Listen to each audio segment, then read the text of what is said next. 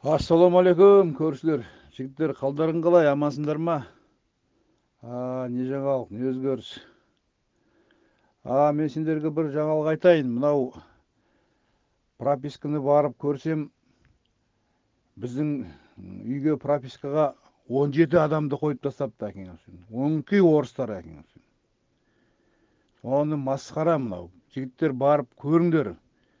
Мынау өткенде келгенде бәрін қойып тастапты әкең. Біздің иттер ғой істеп отқандар. Соны постоянно қойып тастапты. Көрдің ба? Оны байқанбай жүре берсек, жүре береді екенбіз ән. Өңкей орыстар әкең. Көрдіңдер ме? Мына не деген сұмдық, мына не деген масқара мына әкең. Қазақтарды апарып қойын десең қойғыздырмайды әкең. Ана айдаладағы орыстарды 17 орыс тығып тастапты. Сенің почетың сия ма, симай ма қарамайды әкең.